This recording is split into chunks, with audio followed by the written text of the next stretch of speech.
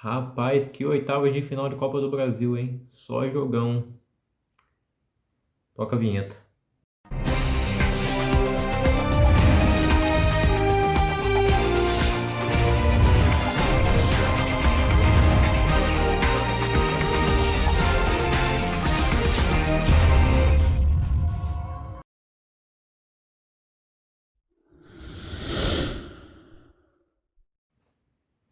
Fala aí pessoal, beleza? Quem falou que vai trazendo mais um vídeo. No vídeo de hoje vamos falar sobre as oitavas de final da Copa do Brasil 2022. Mas antes de tudo, vou pedir a você para se inscrever no canal se for novo aqui, deixar o seu like também, compartilhar esse vídeo com seus amigos.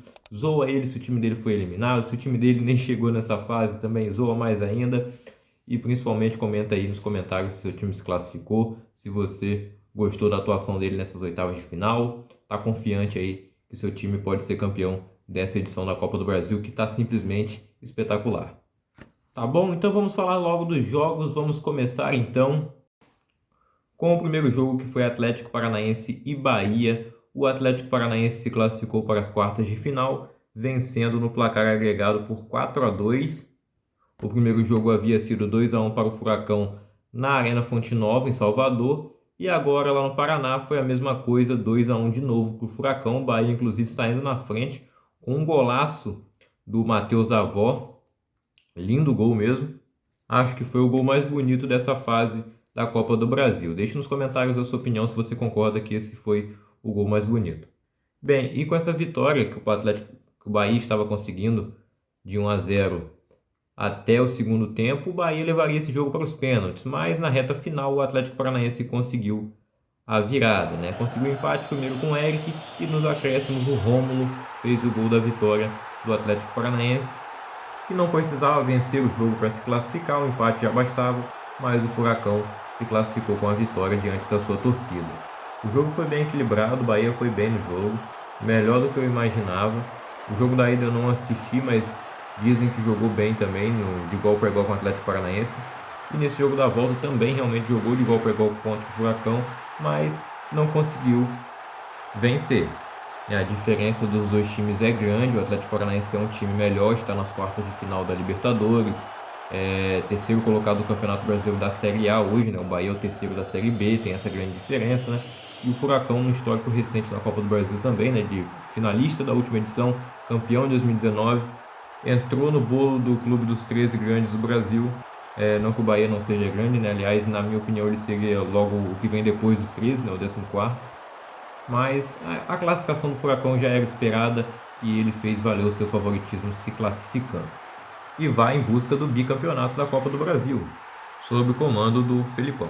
Bom, o maior campeão da Copa do Brasil na história, o Cruzeiro, com 6 títulos, enfrentou o Fluminense e nesse jogo da volta perdeu por 3-0 em casa no Mineirão. O jogo da ida havia sido 2-1 para o Fluminense no Maracanã, então um empate já bastava para o Fluminense se classificar para as quartas de final. Mas o Fluminense do Fernando Diniz não joga para empatar, ele joga para vencer e venceu muito bem, poderia até ter feito mais gols. No jogo da ida acho até que foi melhor do que na volta. A chance que o Fluminense criou, poderia ter feito 3-0 ou mais no jogo da ida, mas não, acabou não conseguindo. No jogo da volta fez 3-0. Não com a mesma intensidade do jogo da ida, né? Até porque, se você for ver as estatísticas, foram 12 finalizações para cada lado, né? Principalmente porque o Cruzeiro precisava vencer o jogo, então se soltou mais do que no jogo da ida. Lembrando também que o Cruzeiro jogou o segundo tempo na partida de ida inteiro com um jogador a menos. E nesse jogo teve que fazer uma substituição também logo no começo. E o Pesolano botou até um jogador, que é o Pedro Castro, que nem vem sendo muito utilizado, mas teve a sua oportunidade aí contra o Fluminense, não conseguiu fazer nada. Como eu disse, 12 finalizações para cada lado. O Cruzeiro finalizou 5 vezes na direção do gol. O Fábio parou o time do Cruzeiro, né? Normalmente ele costumava ajudar o Cruzeiro, ele é ídolo do clube. A torcida fez homenagens a ele. Esse que foi o primeiro jogo do Fábio aí contra o Cruzeiro no Mineirão. E vive uma ótima fase, mesmo aos 41 anos.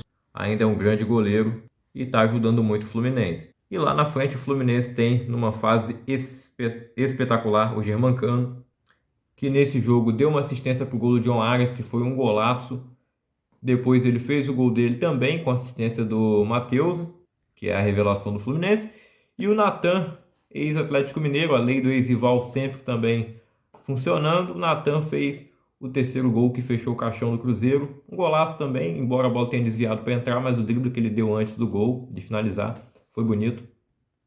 E ele fechou aí a conta do Cruzeiro. Fluminense hoje acho que joga o melhor futebol do Brasil. É normal que os times do Diniz façam isso e os resultados estão vindo também, né? O Fluminense está no G4 do Campeonato Brasileiro, chega às quartas de final da Copa do Brasil. Na Sul-Americana não conseguiu avançar na fase de grupos, mas lembrando que o Diniz assumiu o time ali nas últimas rodadas, né? E já foi campeão carioca nessa temporada do Fluminense ainda com Abel Braga. Teve a despedida do Fred no último sábado, mas o Germancano já está aí, faz tempo que ele é o titular e tá demais, né? Fazendo o L sempre. Bom, agora o Cruzeiro vai poder ter mais foco na Série B, onde ele está liderando, e para mim ele já subiu para a Série A, agora ele vai focar lá para ser campeão da Série B. A disputa vai ser boa com o Vasco, que está se reforçando, e que também só tem a Série B para jogar, então acho que vai ser uma disputa bem legal lá na Série B, entre Cruzeiro e Vasco pelo título. Subir, para mim os dois já subiram. Mas vamos seguir falando da Copa do Brasil. No clássico goiano entre Goiás e Atlético Goianiense, levou a melhor o Dragão. O Atlético Goianiense passou vencendo por 3-0. No placar agregado também foi 3-0, porque a ida foi 0-0 na casa do próprio Atlético Goianiense, né, no estádio Antônio Alcioli. Na Serrinha, o Dragão não tomou conhecimento do Goiás e fez 3-0. Não tomou conhecimento, a gente fala pelo placar, né? Mas o jogo foi bem equilibrado, mesmo número de finalizações, 13 para cada lado. Foi bem parecido com o que foi Cruzeiro e Fluminense, né? Mesmo placar, inclusive, mesmo número de finalizações, o Atlético só deu uma finalização a mais que o Goiás e acertou 3 vezes o gol, né? De 5 vezes que o Atlético Goianiense acertou o gol, 3 bolas entraram. Gols do Jorginho, do Wellington Rato e o último de pênalti do Marlon Freitas, que vai jogar no Botafogo na próxima temporada. O Atlético Goianiense está nas quartas de final da Sul-Americana e também está nas quartas de final da Copa do Brasil, representando o estado de Goiás. De qualquer forma, Goiás teria Goiás teria um time nas quartas de final, né? Independente de quem passasse, são dois times goianos. Levou a melhor o Atlético Goianiense, que nesse momento está mais estruturado que o Goiás, né? São 2 anos consecutivos na Série A. Embora eu tenha falado que o Goiás se classificaria, o favoritismo realmente era do Atlético Goianiense e ele confirmou. Embora clássico não tenha favorito, e como o jogo da ida foi 0-0 e o jogo era na casa do Goiás, por isso eu apostei no Goiás para se classificar. O Goiás não costuma perder assim, né, no Campeonato Brasileiro por placares com mais de 2 gols de diferença, né, tomando mais de 2-0, mas tomou 3 dessa vez. Tentou fazer de tudo para empatar o jogo, né, acabou que tomou um gol e só foi levando mais, né? E o Atlético Goianiense passou. Outro clássico, agora o clássico cearense, levou a melhor Fortaleza no clássico contra o Ceará. No primeiro jogo o Fortaleza venceu por 2-0, no segundo jogo o Vozão venceu por 1-0, mas não adiantou. No agregado ficou 2-1 para o Fortaleza. Os 2 jogos no Castelão, né, a casa dos 2 times, aquela festa maravilhosa de sempre das 2 torcidas. O Vozão fez o gol com o Vina nessa partida. O Vina ainda meteu uma bola no travessão nos últimos minutos do jogo, nos últimos segundos. O Vina botou uma bola no travessão, que se a bola entrasse, o jogo iria para os pênaltis e aí talvez o Ceará pudesse ter se classificado. A história poderia ser diferente, mas a bola foi no travessão e aí deu Fortaleza, que na Libertadores não conseguiu se classificar, mas conseguiu na Copa do Brasil. O Ceará, na Sul-Americana, segue lá vivo nas quartas de final com 100% de aproveitamento. Agora vai ter o São Paulo pelo caminho lá, um jogo difícil. E o Fortaleza também agora aguarda o seu adversário aí na próxima fase da Copa do Brasil. Espero o sorteio na próxima terça-feira. A situação dos 2 times no Campeonato Brasileiro é ruim, né? Na zona de rebaixamento, Fortaleza pior ainda na lanterna do campeonato. O Ceará é o primeiro time dentro da zona com mais probabilidade de sair, né? O Fortaleza vai sofrer um pouco mais para sair de lá, mas eu acredito que possa sair, embora tenha perdido o seu principal jogador, que se despediu aí nessa partida contra o Ceará, que é o Iago Pikachu, vai jogar no futebol japonês. Santos e Corinthians, esse jogo já estava resolvido, né? O primeiro jogo foi 4-0 para o Corinthians, no jogo da volta o Santos conseguiu fazer 1-0. Dizem que teve outro... o gol foi de pênalti no Marcos Leonardo no segundo tempo, dizem que teve outro pênalti que o Vin Diesel não deu. Não sei, não vi esse jogo, né? Já estava resolvido. Mas o que ficou marcado foi um torcedor do Santos que invadiu o campo após o término da partida para tentar agredir o Cássio, né? Ele não consegue, o Cássio percebe, eu não sei se alguém grita ali para ver, diz que que tem chegando alguém atrás dele, né? E o Cássio com uma mão só já imobiliza o cara, derruba o cara no chão e a polícia chega e rende ele. É mais lamentável o que aconteceu aí nessas oitavas de final, foram bastante cenas lamentáveis. Tem aquelas que são mais normais, né? Tipo briga de jogador, cabeça quente e tal, mas nessas oitavas de final foi um futebol assim, né? Incrível, mas cenas lamentáveis fora de campo, né? Cenas pesadas mesmo. Bem, o Corinthians passou aí então com o placar agregado de 4-1, está nas quartas de final também da Libertadores, é vice-líder do Brasileirão. O momento é bom, a torcida tá feliz com o time, feliz com o treinador, mas o Corinthians não marca gol há 6 jogos, né? Completou 6 jogos nessa partida sem marcar gol. A última vez que o Corinthians marcou gol foi no jogo contra o Santos na partida da ida, naquele 4-0. Depois disso, não marcou mais, né? Não os jogadores do Corinthians marcaram. Venceu o Flamengo de 1-0 lá pelo Brasileirão, mas foi gol contra do Rodinei. Mas o Corinthians jogou essas partidas todas com o time todo remendado, né? Cheio de desfalque. Quando chegar na próxima fase, o Corinthians já deve ter o retorno de vários desses jogadores e ficar mais forte, né? Agora, mais uma temporada decepcionante do Santos, né? Não esperávamos muito desse time. Era imaginada já a eliminação para o Corinthians aqui na Copa do Brasil, mas na Sul-Americana foi uma decepção a eliminação. O Campeonato Paulista, mais um ano que não chegou nas finais e quase foi rebaixado, né? No estadual, que seria a maior vergonha da história do clube, que é um dos maiores do futebol brasileiro e futebol mundial, né? Bem, pulando para outro jogo agora. Flamengo e Atlético Mineiro, o jogo mais esperado dessas oitavas de final. O jogo da ida havia sido 2-1 para o Galo no Mineirão e nesse jogo da volta no Maracanã, 2-0 para o Flamengo. Teve toda aquela provocação no jogo da ida depois que terminou, né? O Gabigol falando que o Atlético Mineiro ia ver, ia conhecer o inferno no Maracanã. A torcida levou isso a sério e colocou faixas pelo Rio de Janeiro, né? Falando, faltam não sei quantos quilômetros, quantos metros para o Maracanã, né? Que é pro inferno, no caso, que é o Maracanã, seria o Maracanã na noite de ontem. A torcida acabou levando isso a sério demais, né? Enquanto tava lá os cartazes, as faixas, tudo bem, né? Mas apedrejaram o ônibus do Atlético Mineiro, que é algo que já é corriqueiro no futebol brasileiro, né? Vira e mexe está acontecendo, é uma coisa que acontece muito mais no futebol argentino, e a gente reclama tanto, mas os brasileiros estão iguais aos argentinos agora. Esse ano foram várias, né? Desde o começo do ano que às vezes torcedores do próprio time tacam no ônibus do próprio time. Não são torcedores, né? Ou são doentes ou são bandidos mesmo. Aí teve torcida do Flamengo também invadindo o Maracanã, teve um pisoteamento ali, gente querendo entrar sem ingresso, mas isso não é só no futebol brasileiro, porque na final da Champions aconteceu isso também. Bom, mas vamos falar de futebol, né? Essas coisas aí de fora de campo, a gente lamenta, infelizmente tem acontecido, mas o clima no Maracanã estava insano e parece que o Galo sentiu isso, né? Porque o Galo não jogou absolutamente nada. O Flamengo venceu por 2-0, 2 gols do Arrascaeta, e o Galo não jogou nada, o Galo não deu uma finalização perigosa.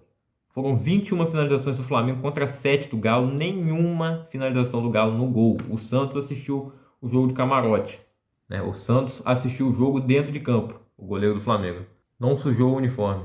O Galo até teve mais posse de bola, mas posse de bola não ganha jogo se você não fizer gol, e o Galo nem finalizou, né? Das 21 finalizações do Flamengo, foram 9 na direção do gol. O Everson foi o destaque do jogo pelo lado do Atlético Mineiro, né, no primeiro tempo. O primeiro gol do Arrascaeta sai ali no finzinho do primeiro tempo. Jogada do Pedro, teve gente que reclamou que o Pedro teria feito a falta no Alan, mas realmente ele bota a mão assim, né?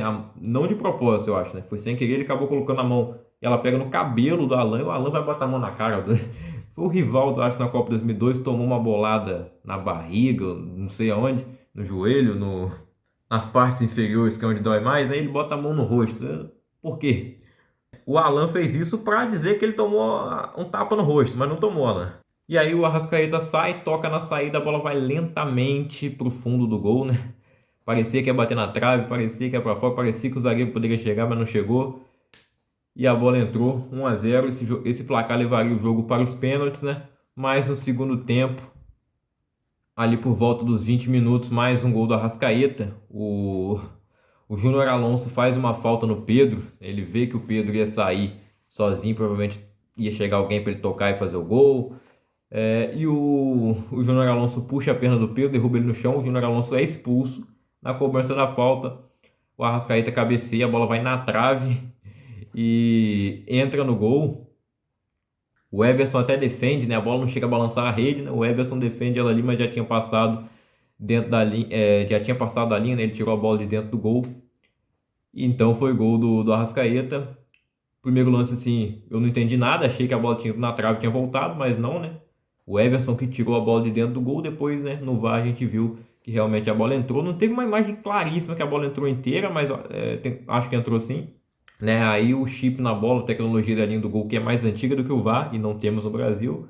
Mas não é só no Brasil, né? Várias competições não tem isso, na Europa também. São poucas as que tem, né? A Champions League tem, a Premier League tem. Mas se você for ver ali um campeonato francês, não tem, italiano não tem essa tecnologia também. Mas a bola entrou, né? Entrou. Infelizmente não tinha um ângulo de frente pra gente ver, porque eu acho também, pode até ter o ângulo, mas ia ter um monte de jogador na frente e não ia dar pra ver a bola, né?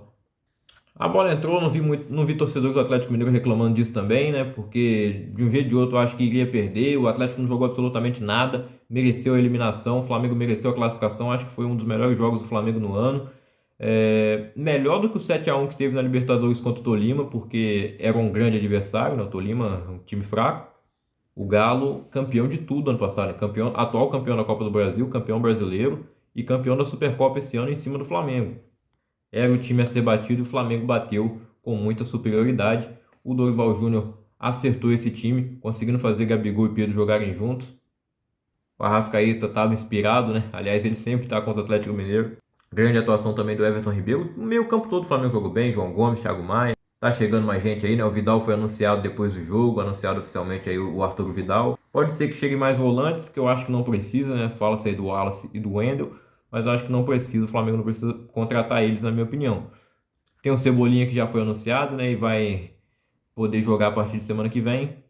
E o Flamengo vai muito forte, né? Como um dos favoritos ao título da Copa do Brasil e da Libertadores. O Campeonato Brasileiro eu acho que fica mais difícil. O Atlético Mineiro, cara, o turco tá balançando de novo, né? E eu acho que dependendo do resultado desse fim de semana na próxima rodada do Brasileirão, ele pode cair. O Renato Gaúcho foi sondado anteriormente, né? Antes do Atlético jogar contra o próprio Flamengo pelo Campeonato Brasileiro, mas aí o Galo foi lá e ganhou, o turco ganhou uma sobrevida, jogou de novo no jogo da ida da Copa do Brasil, ganhou de novo. Aí o turco ficou tranquilo, passou na Libertadores, meio que sofrendo também, né? Agora foi eliminado da Copa do Brasil, não jogando absolutamente nada, e ele balança novamente, né? O Hulk, então, ontem sumiu, perdeu 7 quilos durante o jogo, né? 6 quilos. Embora eu não vi o Hulk correr muito, né? Não vi ele passar muito para trás para buscar o jogo, mas a bola também não chegou nele. Mas não é só o Hulk, né? Ninguém do Atlético jogou nada. Só o Everson, o goleiro. Se não fosse ele, o Flamengo teria vencido mais tranquilamente por uma goleada. Clássico paulista, choque rei. Palmeiras e São Paulo. O primeiro jogo havia sido 1-0 para o São Paulo no Morumbi. Jogo da volta no Allianz Parque. O Palmeiras venceu por 2-1 e no agregado ficou 2-2. O jogo foi para as penalidades e passou o São Paulo. São Paulo, que até então nunca havia sido derrotado pelo Palmeiras na Copa do Brasil. Eram 3 jogos, né? De uma edição passada aí o São Paulo não perdeu nenhum dos 2 jogos. E contando com esse jogo da ida, o São Paulo perdeu em campo no tempo normal, né? Mas nos pênaltis se classificou. E vai em busca desse título inédito, que é a Copa do Brasil, o único título que o São Paulo ainda não tem. O Palmeiras estava aí para buscar a sua 5ª taça, né, de Copa do Brasil, mas ficou pelo caminho mais uma vez em disputa de pênaltis, né? O Palmeiras tem esse retrospecto recente de penalidades muito ruim, né? Todas as disputas de pênaltis que teve aí de 2020 para cá perdeu todas. Todas as disputas de pênaltis com o Abel Ferreira. O Palmeiras não ganhou nenhuma. Ano passado foi eliminado na Copa do Brasil nos pênaltis para o CRB e agora foi para o São Paulo. E cara, eu pensei que o cenário do Campeonato Paulista, né, da final do Campeonato Paulista, ia se repetir. O São Paulo no Paulistão venceu o jogo da ida na final por 3-1, jogando bem melhor que o Palmeiras, venceu bem, né? No jogo da volta tomou aquela sapecada 4-0 no Allianz. E parecia que ia ser isso, cara. O Palmeiras abriu o placar com 10 minutos, aí com 13 minutos já estava 2-0. E eu pensei, cara, vai ser outra goleada, o Palmeiras vai passar tranquilamente, né? Todo mundo pensou isso, né? Todo mundo já estava desenhando isso antes do jogo começar até. Eu já não estava esperando isso, né? Eu achava que o Palmeiras ia se classificar, mas não com uma goleada. A partir do momento que fez 2-0 tão rápido, com um gol atrás do outro, né? Comecei a acreditar nisso também. Mas aí o jogo vai. O Jandrei fez algumas defesas. O Palmeiras finalizou ao todo no jogo 17 vezes, o São Paulo 9. Foram 7 finalizações do Palmeiras na direção do gol. O São Paulo teve mais posse de bola, 59 contra 41% do Palmeiras. No segundo tempo, pênaltis, né? Não a disputa de pênaltis ainda. Teve um pênalti para o Palmeiras. Aliás, teve um ainda no primeiro tempo que não foi dado. Na minha opinião, foi pênalti do Diego Costa em cima do, se eu não me engano, foi do Dudu. E aí o pênalti que deram, né? Os dois pênaltis que foram marcados, tanto do Palmeiras quanto do São Paulo, são meio duvidosos, né? O pênalti do Palmeiras foi uma mão do Caleri, que ele tá pulando e o braço dele tá assim, pulou com o braço aberto. Ele tentou recolher o braço, colou junto ao corpo, mas a bola bateu, não tem jeito. Ele poderia o quê? Pegar o braço e jogar para trás? Poderia tentar, mas eu tentei fazer isso aqui, pular e jogar o braço para trás, é bem difícil, né? Eu acho que nem daria tempo, ele ia botar a mão na bola mais claramente ainda. A bola poderia bater na mão. Bom, o pênalti foi marcado depois que ele foi olhar o VAR, né? Ele já tinha dado escanteio, o Voaden, depois foi olhar o VAR e deu o pênalti. E o Rafael Veiga bateu mal demais. O que aconteceu com o Rafael Veiga, hein? O melhor batedor de pênaltis do mundo. Agora não consegue bater pênalti e fazer gol mais, hein? Não consegue mais fazer gol de pênalti. Ele que fez o segundo gol do Palmeiras no jogo, né? Com a bola rolando. Voltou de lesão recentemente, ele havia perdido um pênalti pouco antes da lesão contra o Santos. Botou a bola no travessão. Agora isolou no tempo normal. Na disputa de pênaltis, o Jandrei defendeu o pênalti dele. Mas antes disso, né? Porque 2 minutos depois ali do pênalti que o Veiga perdeu, sai o pênalti pro São Paulo, que pra mim, eu não vi pênalti nenhum, cara. Nenhum não. Realmente foi o Miranda, né? Não lembro se foi o Miranda, se foi o... Miranda não, né? Claro que não foi o Miranda. Foi o Gustavo Gomes. O Gustavo Gomes em cima do Caleri, ele desequilibra realmente o Caleri, mas o Caleri, eu acho que ele poderia continuar em pé, ele deixa se desequilibrar, ele espera o contato, como foi o Hulk lá naquele jogo, que o pênalti não foi marcado entre São Paulo e Atlético Mineiro, na última rodada do Campeonato Brasileiro. Acho que o Caleri se aproveita do contato. Aí o Everton sai, o Everton nem tem contato com ele, né? Mas ele cai no chão e o juiz marca o pênalti. O Luciano vai lá, pega a bola, bate no canto, o Everton pula no outro, gol do São Paulo. Esse gol leva o jogo para a disputa de pênaltis. E aí nas penalidades máximas, né? Na disputa de pênaltis, para ver quem se classifica, levou a melhor o São Paulo. Quem começou batendo foi o Palmeiras com o Rafael Veiga. O Jandrei defendeu, o Veiga não bateu bem. O do tempo normal, naquele isolou, não preciso dizer que ele não bateu bem, né? Porque o Jandrei defendeu, méritos pro Jandrei, mas também o Veiga bateu mal, né? Ainda mais pro padrão Rafael Veiga. Deu uma de Benedetto, né, cara? Perdeu o pênalti no tempo normal e na disputa também. O São Paulo também desperdiçou a primeira cobrança. Na verdade, o Everton defendeu. Também quem bateu o primeiro do São Paulo foi o Luciano, né, que havia batido o pênalti no tempo normal e marcado o gol. Dessa vez, o Everton defendeu. O Luciano bateu no mesmo canto. Não tão no canto assim, o Everton pulou no canto certo agora e defendeu. E aí foi, Scarpa fez o gol pro Palmeiras. São Paulo também fez ali com o Nicão, com o Igor Vinícius. Até que chegou na hora ali do Wesley do Palmeiras bater, o Jandrei defendeu. E sobrou pro Igor Gomes fazer o gol da classificação, tão criticado Igor Gomes outrora, né? Mas sempre ali querido pelo Rogério Ceni. E o Igor Gomes bateu o pênalti decisivo aí para a classificação do São Paulo. Bateu bem e o São Paulo está nas quartas de final da Copa do Brasil em busca desse tão sonhado título inédito. E o vídeo está bem grande, hein? Vamos do último jogo então agora. O Botafogo contra o América Mineiro. Era uma situação também complicada para o Botafogo virar. Não tão difícil quanto a do Santos contra o Corinthians. Acho que o nível dos dois times, Botafogo e América, é parecido. Mas o Botafogo teve as contratações dele mais às pressas do que o América. Acho que o América planejou mais o seu time. Os dois trocaram de treinador uma vez na temporada. Só que no América chegou um cara que conhecia muito bem a casa, que era o Mancini, né? Ele fez um grande trabalho lá no ano passado, está fazendo de novo. Não vou dizer que é um grande trabalho, mas é um bom trabalho. E no Botafogo chegou o Luiz Castro, que não conhece ainda o direito do futebol brasileiro, não conhecia o time do Botafogo. Acho que ele não vai ser demitido, né? Porque o John Textor acredito que tem um projeto, né? E É a longo prazo, ele mesmo já falou isso, o próprio Luiz Castro também falou que o objetivo era se manter na Série A e não ganhar título nessa temporada. Poderia acontecer de passar na Copa do Brasil e vencer? Poderia, mas não aconteceu. O América foi bem melhor nas duas partidas, mais eficaz, né? Botafogo, se você for ver, pegar a estatística, né? O Botafogo massacrou o América hoje. Bem, eu só vi o segundo tempo do jogo porque a CBF marcou esses horários malucos de sempre, né? Como é que você começa um jogo às 8 horas e outro às 9? Faz um às 7, outro às 9, aí dá pra você ver os dois jogos inteiros. Mas não, a CBF começou um às 8 e outro às 9. Então é isso, pessoal. Diz aí nos comentários se seu time se classificou ou não. Ó, vamos lá então recapitular os classificados para as quartas de final. O sorteio será na próxima terça-feira, no dia 19 de julho. Sorteio dos confrontos e também dos mandos de campo, né? Não tem emparelhamento, não tem chaveamento. Vamos ter tudo sorteado aí na próxima terça-feira. Os classificados então são Atlético Paranaense, Fluminense, Atlético Goianiense, Corinthians, Flamengo, Fortaleza, São Paulo e América Mineiro. E aí, já deixe nos comentários quais confrontos você quer ver nessa próxima fase de quartas de final, hein? Podemos ter confrontos de Libertadores se repetindo, né? Pode ser que tenha Corinthians e Flamengo, que é um confronto das quartas da Libertadores, pode acontecer também na Copa do Brasil. Pode ter um Atlético Paranaense e Fortaleza que poderia ter acontecido na Libertadores, infelizmente o Fortaleza foi eliminado lá. Ele pode acontecer agora esse confronto na Copa do Brasil. Podemos ter mais clássicos, né? Corinthians e São Paulo, Fla-Flu, duelo de Atléticos, rubro-negros. E, cara, de qualquer forma a gente vai ter grandes jogos, né? Então vamos aguardar esse sorteio na terça-feira. Eu vou fazer vídeo depois do sorteio. Semana que vem o canal volta a todo vapor, hein? Se inscreva no canal de lives, o link tá aí na descrição. E nesta sexta-feira, dia que o vídeo tá saindo, né? Tô gravando aqui, são meia-noite e 42. O vídeo deve ir ao ar por volta aí das 9 da manhã.